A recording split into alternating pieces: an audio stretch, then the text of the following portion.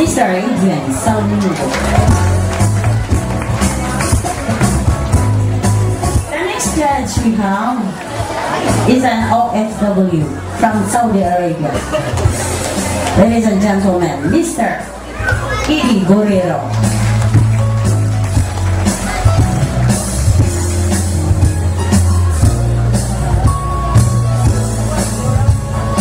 And our criteria for this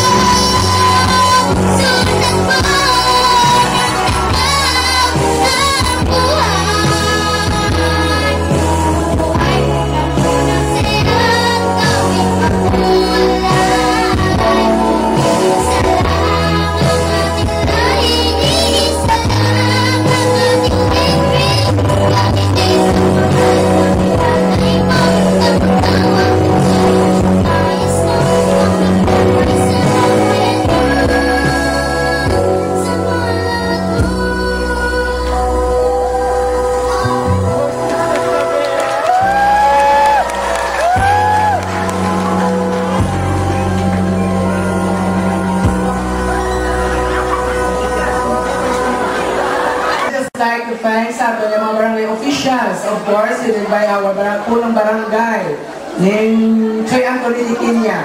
Sa ato yung mga barangay kagawan, and also the people behind MGT, yung Mandangan Got Talent. Sa ato yung mga TFC subscribers, muna po salamat for your continuing support sa Mandaangan. Tapos ang gabi ang mga TFC subscribers. So, nasa comment. Before I go my comment, salamat Iliwan. Basta, nag-ihog ko. Hello, mic test. Okay, sa ato yung mga barangay officials, kagsa, of course, sa Tanaya, di Subong, for giving us a chance para mag-choose sa ato yung first ever Mandaangan Got Talent. And relating with this, regarding sa issue last time sa Purok 5 and 6, I just like to thank sa ila Purok President na si Chaining Bunda for nearing some issues. So I think na karuhan na ito last time issues. Okay, so let's go to my comment now. This is RB Rose Liginia. So RB Rose, so this is your third time na sa pagpasakop, no? Rose, ulit ka? Okay. So nasubay daw na subaybayan ko lang pag-integrate sa audition sa akin na matawang gagayan. And at first, kanina, even though nga daw medyo hindi namin atong na sound, but still, may bibiwaan mo kapag hindi ka nagpundo, and ang imo katino is still very consistent until the end sa imo kanta. O, ang mula na, madam, magiging salamat. Okay, so kung nakita natin subong, as compared last week, nakita na natin stage, no? Pero subong ka namin sa stage top. Palakpakan ta si Honorable Barangay Kagawad, Remit Walan for this. Palakpak manabi, kalam namin sa stage taon, ha? Okay. Now, going to our second contestant, ladies and gentlemen, Miss Ariane Bidonia.